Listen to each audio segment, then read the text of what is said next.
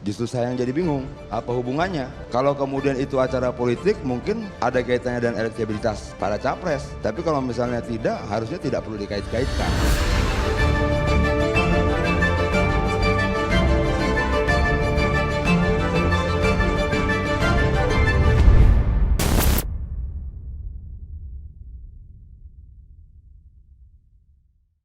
Kalau saya sebenarnya mau meyakini bahwa tidak ada kaitan antara reuni 212 ini dan elektabilitas. Kenapa? Saya coba mempercayai bahwa itu memang tidak punya kaitannya dengan politik. Tetapi karena judul acara ini mencoba mengukur elektabilitas calon presiden terkait dengan reuni itu, justru saya yang jadi bingung. Apa hubungannya? Kalau kemudian itu acara politik mungkin ada kaitannya dengan elektabilitas para capres.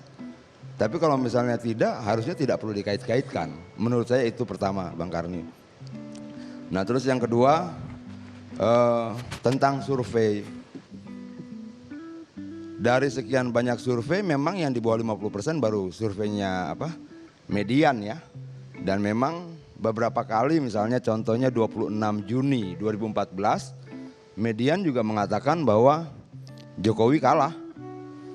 Tetapi sekitar 13 hari 14 hari kemudian ketika pemilunya sudah berjalan Jokowi yang menang. Artinya bahwa belum tentu juga apa yang disampaikan itu benar adanya. Ya mungkin kenapa survei Jokowi di sini sangat kecil versi Median, ya mungkin karena subsidi silang tadi. Bagaimanapun juga kan biasanya yang subsidi itu kecil-kecil ya, sehingga hasilnya juga kecil. Nah itu yang kedua. Nah terus yang ketiga, saya agak bingung juga Bang Karni kalau misalnya kemudian Jokowi misalnya mau dikalahkan dan reuni. Kalau menurut saya Jokowi hanya mungkin kalah ketika ada yang punya prestasi lebih daripada Jokowi. Jadi kalau misalnya kemudian kita gunakan acara reuni 212 ini kemudian dijadikan alat ukur elektabilitas, menurut saya nggak tepat. Bagaimanapun juga yang dilakukan oleh Jokowi itu prestasinya jelas. Dan dia tidak punya lawan sampai hari ini untuk menandingi prestasi-prestasi dia. Nah, tapi sekali lagi kalau misalnya Bang Karni katakan bahwa ada kaitannya mungkin sehingga memilih judul ini, saya pikir ini persoalan pola yang berbeda. Maksud saya beda begini, Jokowi tidak akan mendatangkan sekian banyak orang, tidak akan mendatangkan berjuta-juta orang.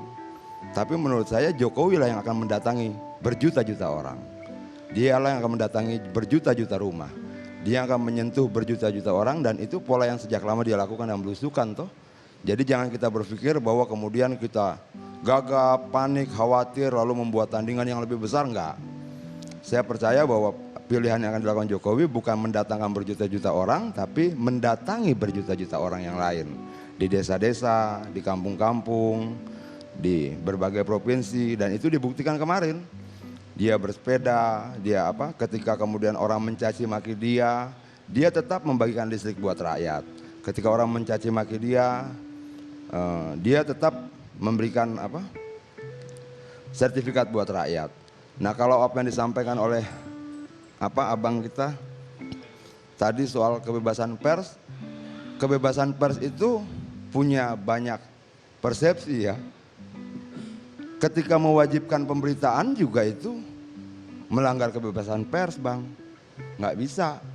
Bahkan di era keterbukaan sekarang itu ketika HUT kemerdekaan pun ada media yang tidak memberitakan dan tidak masalah. Yang mungkin harus abang jelaskan adalah ketika misalnya Titik Soeharto mengkaitkan antara Prabowo dengan program-program Orde Baru. Dalam konteks pers harus bisa dijelaskan tuh sekian puluh media yang dibredel di zaman Orde Baru. Kalau diidentikan sekarang akan terjadi hal seperti itu, sepertinya tidak. Itu loh, bahwa kebebasan pers itu betul-betul memberikan ruang pada media untuk memberitakan maupun untuk tidak memberitakan tanpa harus dihakimi. Apakah kalau kemudian dia beritakan berarti dia media yang bagus, hebat, jempol? Tidak juga. Lalu kalau ketika dia tidak memberitakan, lalu dia media yang tidak berpihak, dan tidak juga.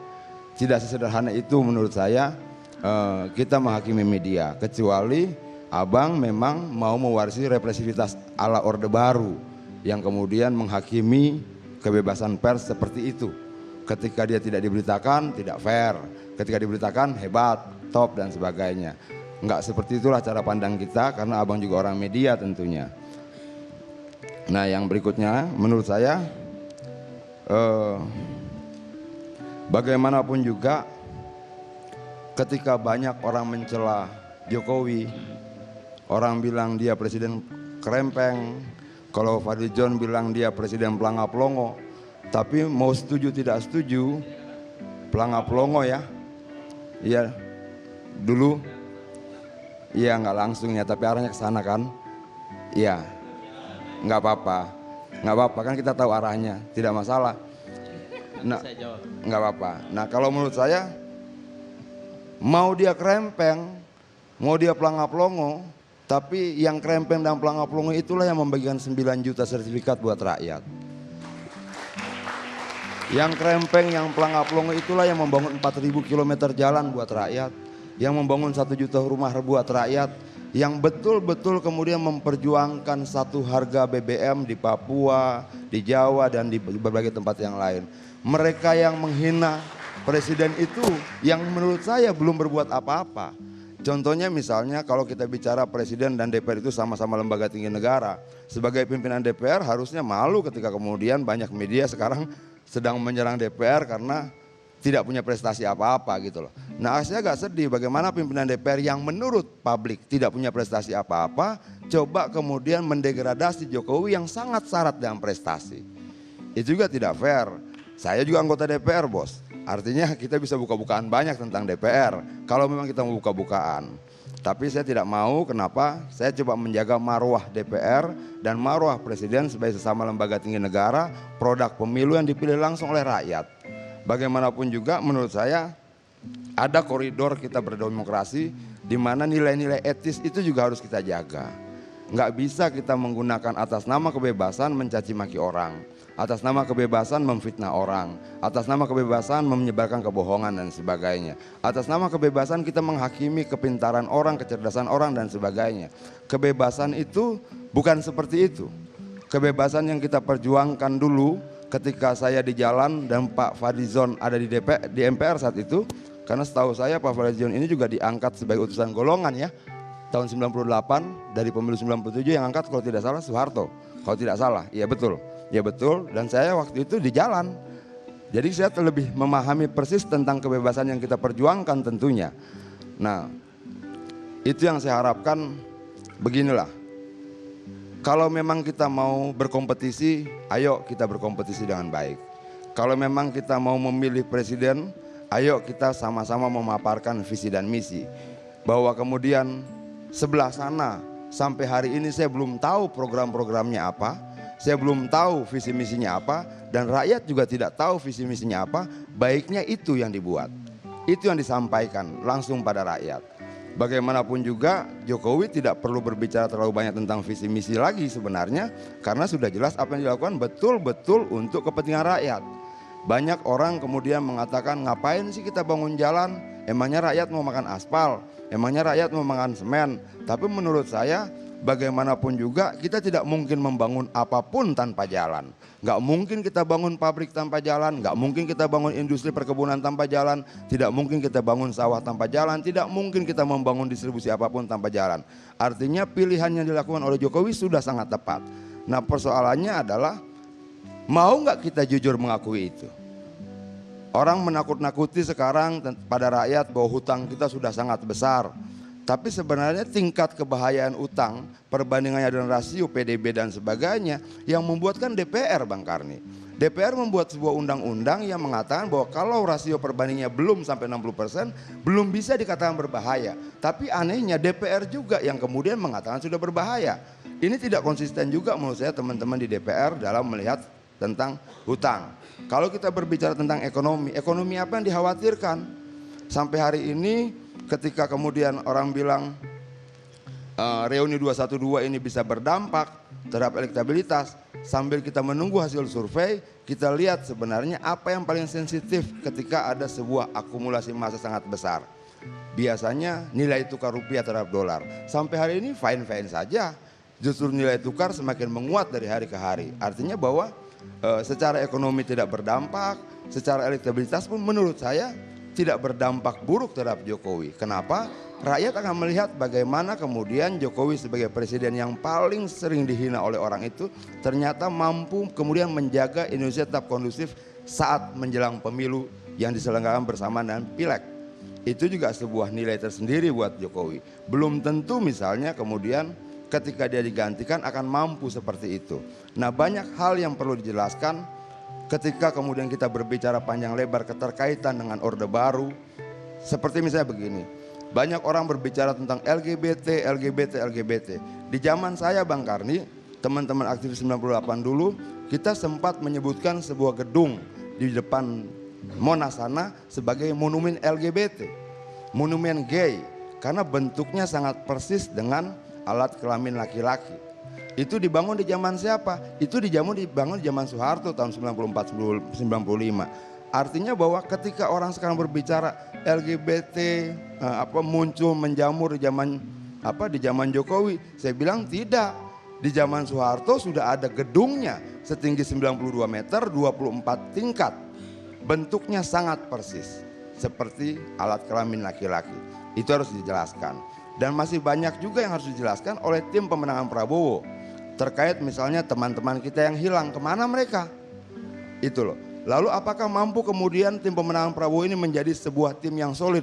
Menurut saya tidak. Dan saya pikir tim pemenangan Prabowo harus mampu menjelaskan.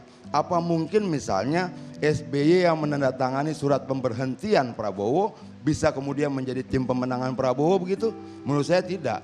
Artinya bahwa ketidaksolidan tim pemenangan Prabowo tidak semata-mata persoalan kardus-mengkardus saja, tapi juga terkait dengan proses sejarah masa lalu di mana memang yang menandatangani pemberhentian Prabowo salah satunya adalah SBY.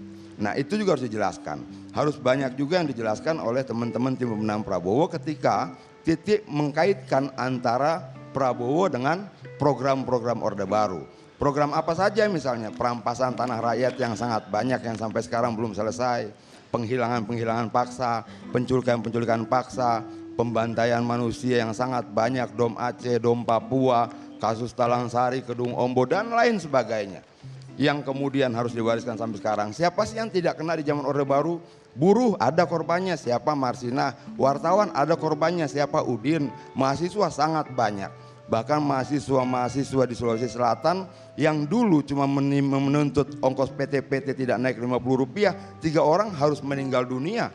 Bagaimana kemudian ketika Prabowo dikaitkan betul dengan Orde Baru, tim pemenang Prabowo harus menjelaskan sekian banyak tragedi-tragedi kemanusiaan itu terhadap rakyat. Mungkin mereka coba mencari dalih lain karena ketidakmampuan menjelaskan kesalahan masa lalu itu. Bagaimana caranya mencari cerita-cerita bohong, membangun fitnah-fitnah baru. Mungkin mereka bisa merasa senang dengan cara seperti itu. Tapi menurut saya demokrasi dan bangsa yang baik tidak akan mungkin mampu kita bangun di atas kebohongan demi kebohongan. Terima kasih Bang Karni.